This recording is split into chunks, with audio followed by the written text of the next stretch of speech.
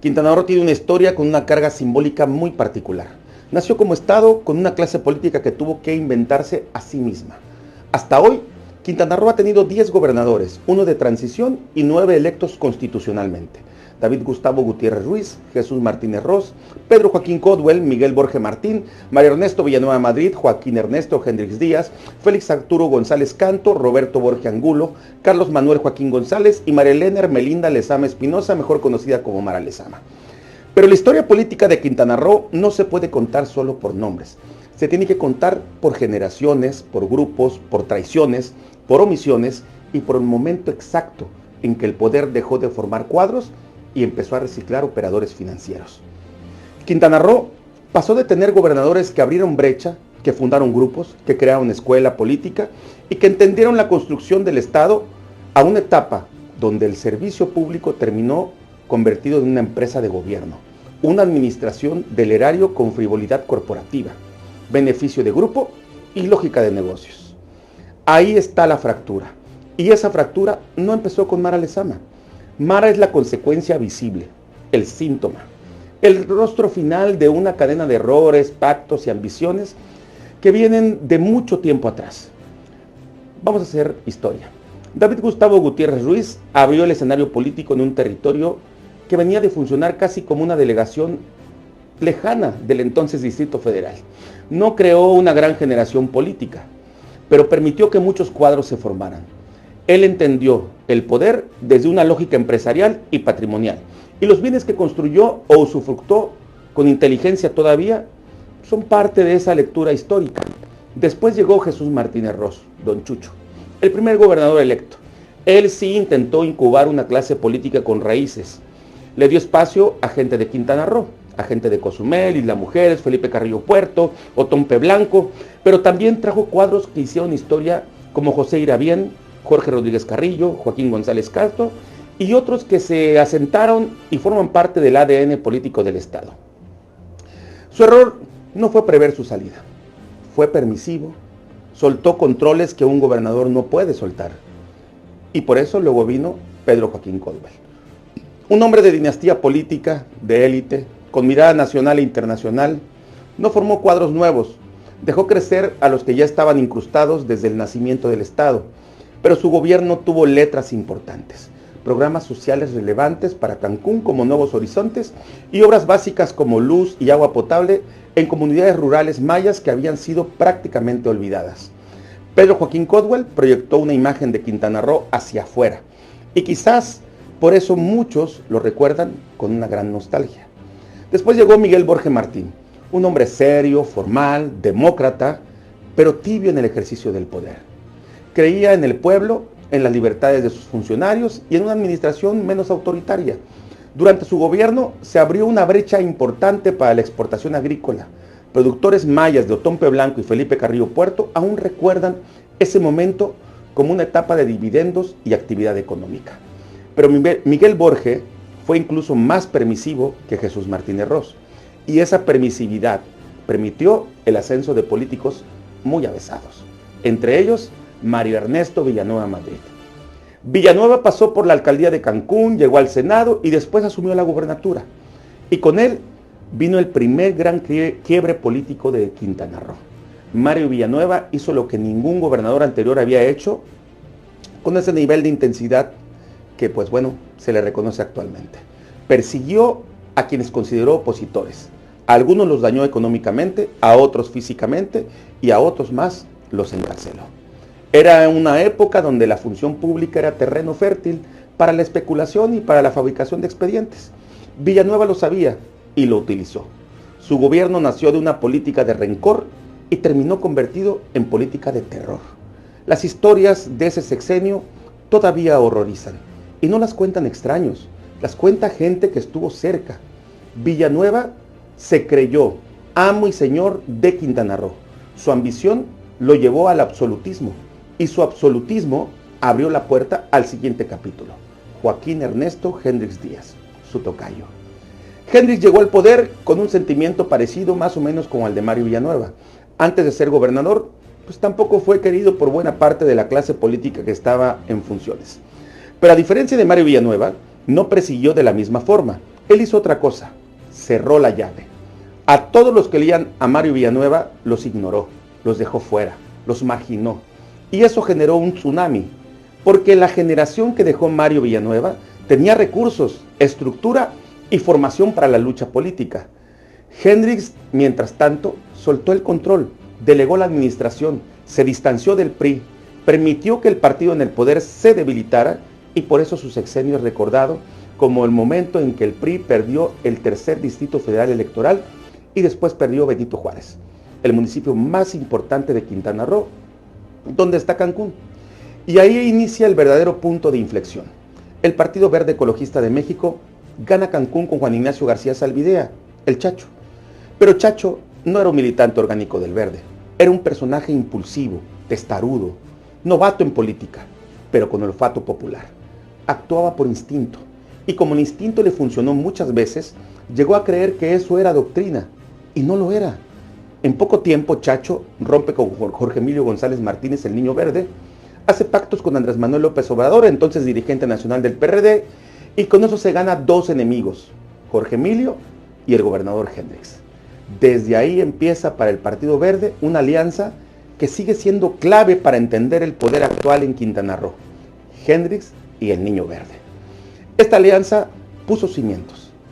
Después llega Félix González Canto, cozumeleño, formado en un grupo político de los tiempos de Mario Villanueva, con influencia de personajes connotados de Cozumel, con un gran o un alto nivel político.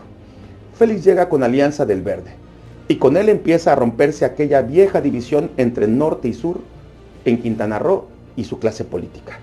Félix le da dinamismo a la burocracia estatal y abre espacios de primer y segundo nivel a políticos de Cancún, Cozumel y Playa del Carmen.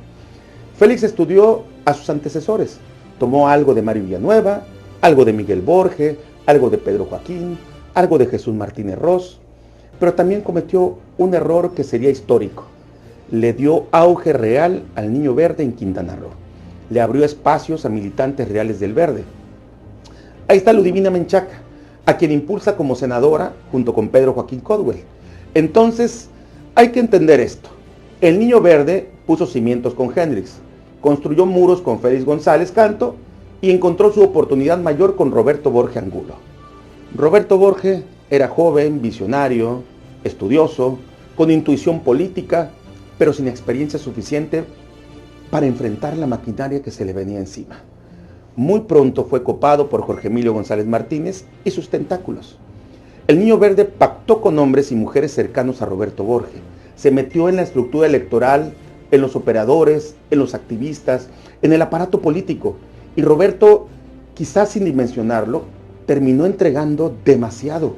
Fusionó la clase política del PRI con la del Partido Verde, y ese fue su gran error de cálculo.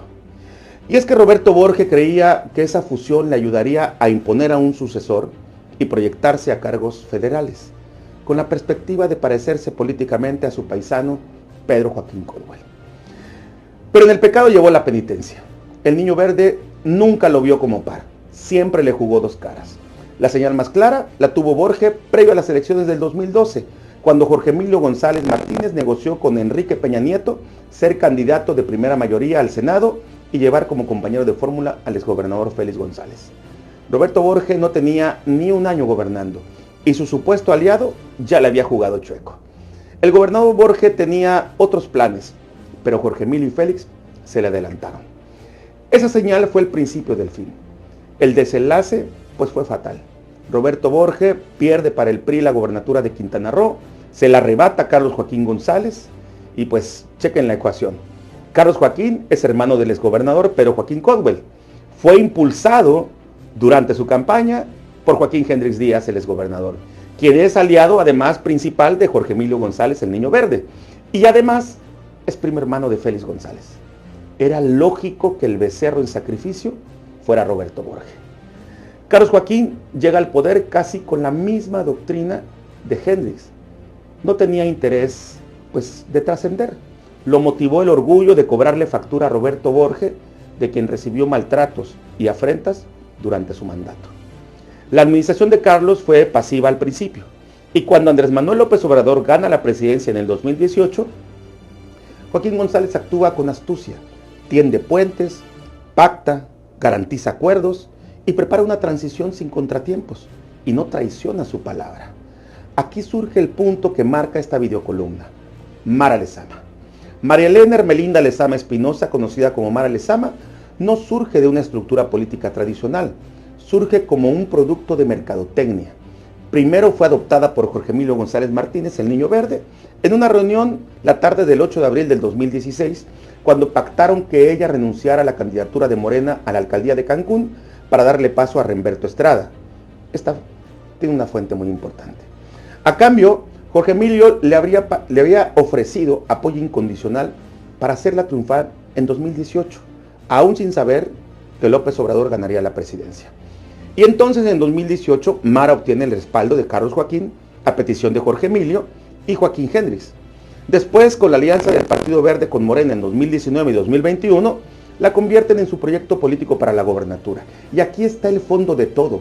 Mara Lezama nunca ha gobernado realmente. En la alcaldía de Cancún gobernaban los operadores del Partido Verde, incondicionales de Jorge Emilio, los mismos que después fueron colocados en posiciones clave del gobierno estatal. El Niño Verde le instauró un esquema de poder donde ella sería el proyecto, la imagen, el rostro, la narrativa, la candidatura empacada para venderse como ascenso nacional. Pero una cosa es asumir la investidura y otra muy distinta es ejercer el poder. Así quedó, pues, el poder estructurado detrás de la investidura. Jorge Emilio a la cabeza, Joaquín Hendrix como su aliado histórico, Félix González como actor ocasional y operadores del Verde ocupando espacios decisivos. Ese es el gobierno real que tiene actualmente Quintana Roo desde el 2022. Mara Lezama transita en un gobierno donde no manda, no gobierna y no administra. Es una figura mediática construida con diseño artesanal, metida hasta el cuello en conflictos creados por quienes realmente deciden. Y por eso el título es claro: Quintana Roo, una mujer en el poder, los mismos hombres al mando. No se trata de cuestionar a una mujer por ser mujer, se trata de cuestionar si la dejan gobernar. Porque históricamente Quintana Roo ha tenido mujeres con peso real en el poder, incluso sin rendir protesta como gobernadoras. Ahí están Rosalía Yanetti, María Rubio, Rosario Ortiz, María Cristina Sangri y otras más, mujeres que fueron protagonistas en decisiones clave de distintos momentos políticos. El problema no es el género, el problema es la simulación. Quintana Roo hizo historia con su primera gobernadora, sí, pero esa historia puede terminar marcada por una contradicción brutal. La primera mujer que llegó a la gobernatura, pero no la primera mujer que realmente tuvo poder. Y esa es la tragedia política del momento, porque el viejo sistema no desapareció, se maquilló, cambió de rostro, cambió de discurso, cambió de siglas, pero no cambió de manos. En resumen, el PRI abrió la brecha. Villanueva impuso el terror, Hendrix soltó el partido, Félix le abrió las puertas al Verde, Roberto Borges entregó la estructura a Jorge Emilio, Carlos Joaquín pactó la transición con Andrés Manuel López Obrador y Mara Lezama terminó administrando una maquinaria que no construyó, no entiende y que tampoco controla. Ese es el juicio histórico.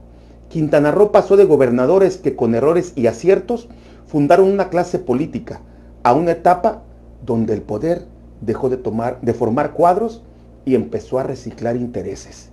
Y cuando el poder se recicla demasiado, se pudre. Hoy Quintana Roo no vive solamente una crisis de gobierno, vive una crisis de mando, porque una cosa es tener gobernadora y otra muy distinta es tener gobierno. Una cosa es ganar una elección y otra es ejercer autoridad. Una cosa es ocupar la silla y otra es mandar desde ella. Mara Lezama pasará a la historia como la primer mujer gobernadora de Quintana Roo, pero la pregunta que debe incomodarla e incomodar a todo el poder en función es: ¿pasará a la historia como la mujer que gobernó o como la mujer que prestó el rostro para que siguieran gobernando los mismos hombres? Estos Juicios del Poder con Jonathan Estrada Internacional para Escudo de las Américas desde El Salvador. Aquí analizamos el poder sin permiso.